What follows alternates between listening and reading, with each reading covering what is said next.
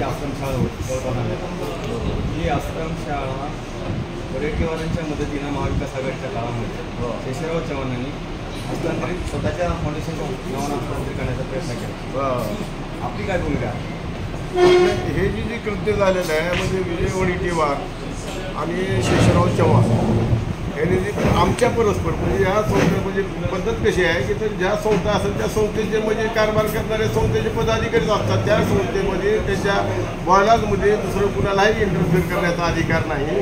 परंतु महाराष्ट्राचे जे इतर मागासवर्गीय बहुजन कल्याण मंत्री जे त्या काळचे आहेत महाविकास आघाडीचे विजय वडेट्टीवार यांनी म्हणजे सर्व नियम धाब्यावर बसवून आणि त्या शेषराव चव्हाणच्या संघटनांनी ह्यांची शाळा आमची परस्पर लाटलेली.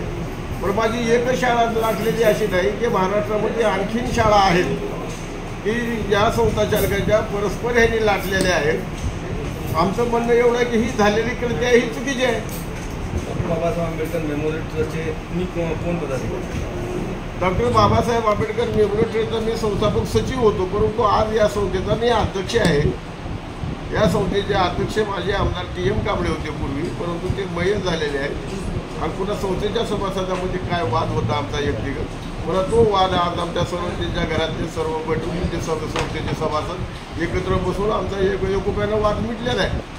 आता तुम्ही काय मागणी केली शासनाकडे? आता शासनाकडे बुवा ते आमची शाळा आम्हाला परत मिळावी एवढीच मागणी आहे आमची की बुवा ज्या पद्धतीने तुम्ही घेतलेलं आहे जे आमचं जे झालेलं नुकसान आहे आज त्या ठिकाणला जो कर्मचारी आहे आज तो कर्मचारी सुद्धा त्या ठिकाणी नाहीत ना. गेले 10 कर्मचारी होते तिथं.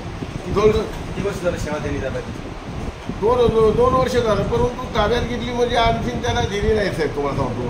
परंतु त्याच्यावर विजय वडेट्टीवारचे ऑर्डर असल्यामुळे ती शाळा आम्हाला घेता येत नाही ना. आता इथले समाज कल्याण अधिकारी म्हणतात किंवा वडेट्टीवार साहेबांनी जे केलेले आदेश आहेत ते आदेश तुम्ही कॅन्सल करा.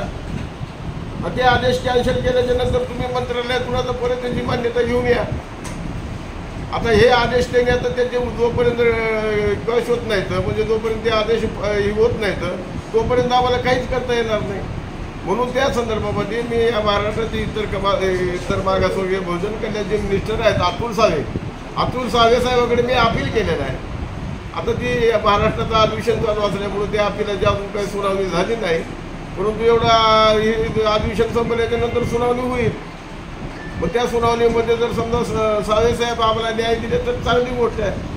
न्याय नाही तर नाही मिळालं तर मला उच्च न्यायालयामध्ये पुन्हा धाव घ्यावं लागेल.